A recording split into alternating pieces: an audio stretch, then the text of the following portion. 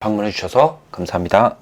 언컨택트, 비대면 사회를 얘기하죠. 제목이 이게 언컨택트여가지고 뭔가 코로나랑 굉장히 큰 연관이 있는, 코로나 때문에 나온 책 같은 그런 느낌이 들지만 사실은 그것보다는 시대의 전반적인 흐름에 대한 그런 내용이 주를 이루고 있습니다. 사실 코로나 이전부터도 뭐 인공지능, 자동화, 뭐 IT 산업의 발전 이런 요인들로 인해서 비대면 사회로 가고 있었죠. 뭐 우리들에게 가장 익숙한 것이 인터넷 쇼핑이라던가 아니면 키오스크, 뭐 드라이브 스루, 그리고 뭐 챗봇, 뭐 이런 것들이 있죠.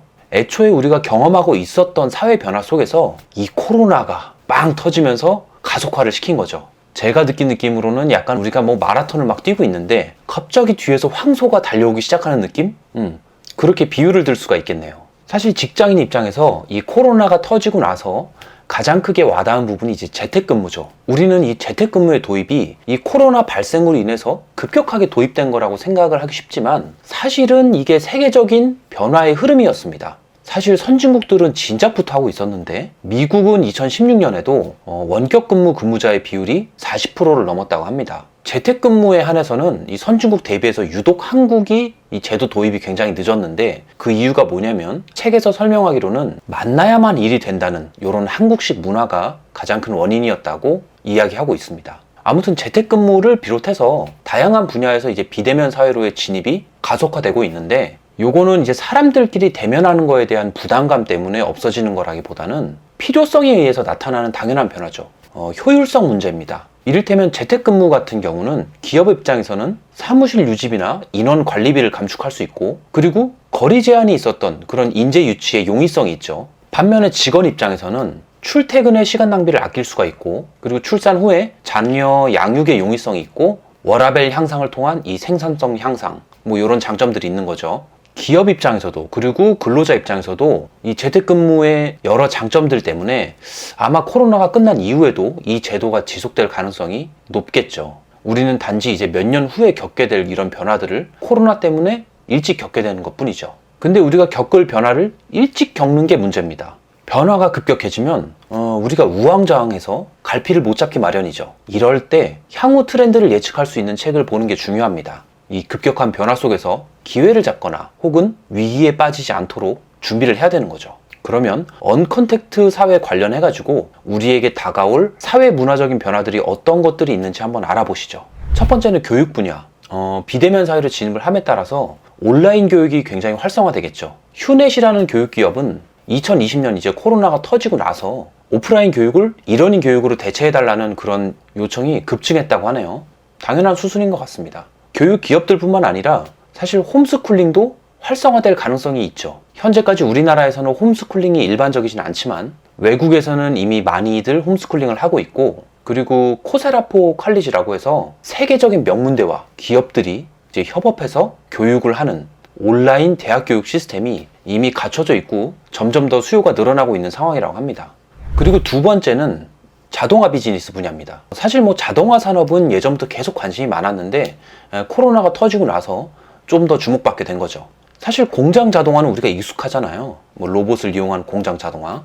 근데 사무 자동화도 계속 발전을 하고 있는 상태죠. LG는 2019년에 사무 자동화 시스템을 도입해서 뭐 영업, 마케팅, 회계 분야 등 한 240여 개 분야에 대해서 이 자동화 시스템으로 업무 처리를 하고 있다고 하네요. 사실 저는 이걸 좀 반기지만은 않는데 왜냐면 고용 감소 효과가 이제 나타날 것 같은 그런 우려 때문이죠. 하지만 제가 우려한다고 뭐 바뀔 변화가 안 바뀌지는 않죠. 세 번째는 의료 분야입니다. 특히 지금 원격 의료가 다시 이슈가 되고 있어요.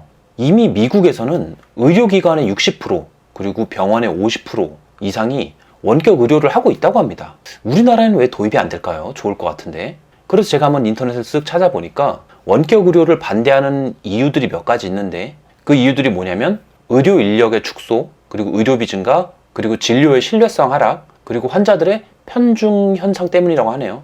그러니까 마케팅의 승리에 의해서 어떤 특정 병원에만 가게 되는 뭐 이런 안 좋은 부작용들이 있을 수 있다. 그래서 원격 의료의 도입이 늦어지고 있는 것 같습니다. 그래도 결국에는 원격 의료 방향으로 가지 않을까 하는 그런 생각이 좀 들어요. 왜냐면 이게 세계적인 추세다 보니까 우리나라도 따라가지 않을까. 그리고 사실 제 개인적인 입장으로는 어디 뭐 병원에 진료 한번 받으려고 하면은 예약 잡고 가서 기다리고 힘들게 진료를 받아도 의사의 막 몇 마디 말만 듣고 이제 끝나는 그런 진료는 개인적으로 굉장히 최악이라고 생각해가지고 좀 빨리 바뀌었으면 좋겠어요.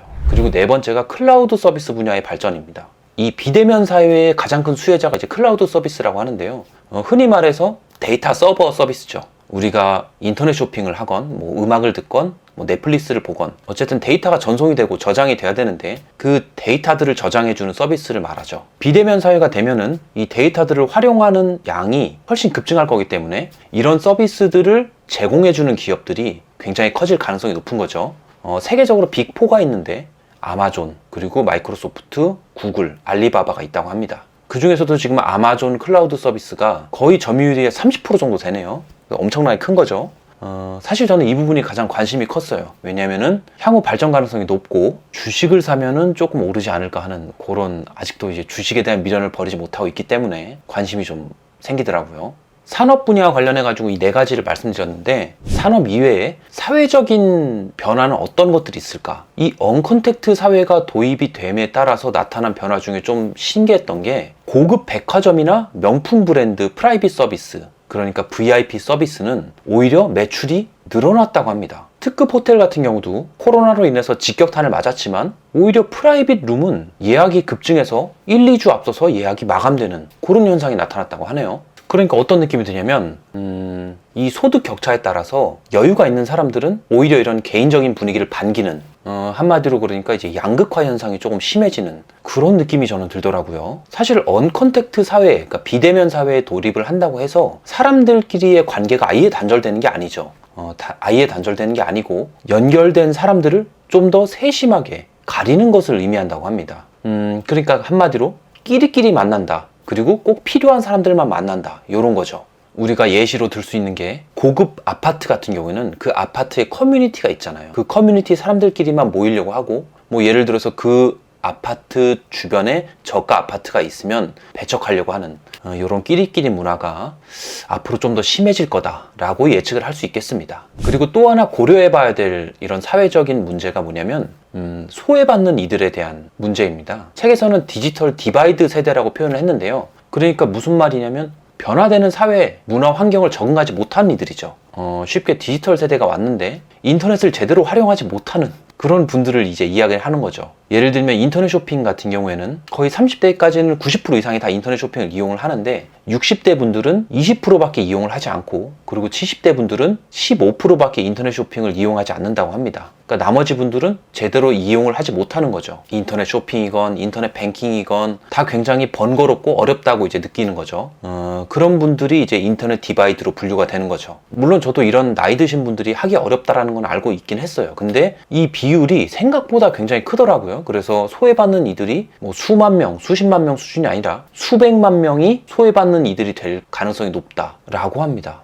이건 좀 반드시 해결해야 될 문제인 것 같아요. 인원수가 너무 많으니까. 사실 사회 문화 자체가 언컨택트 사회로 변화가 가속되고 있는 이런 상황에서 굳이 이 책을 읽진 않더라도 이 사회 트렌드에 관심을 가지고 찾아보는 거는 좀 중요하다는 그런 생각이 들어요. 어쨌건 우리가 현재 지금 겪고 있고 앞으로 더 심화돼서 겪게 될, 그러니까 우리의 전반적인 생활 방식을 바꾸게 될 그런 변화니까요. 항상 이제 급격한 변화가 오면은 누군가에게는 기회가 되고 누군가에게는 위기가 찾아오죠. 이 영상을 보는 우리들은 다 기회가 됐으면 좋겠습니다. 아니면 하다못해 위기를 겪지 않도록 대비를 하는 그런 시간을 가졌으면 좋겠다라는 그런 생각을 하면서 오늘 영상을 마치려고 합니다. 그럼 오늘 영상은 여기까지고요. 시청해주셔서 감사합니다.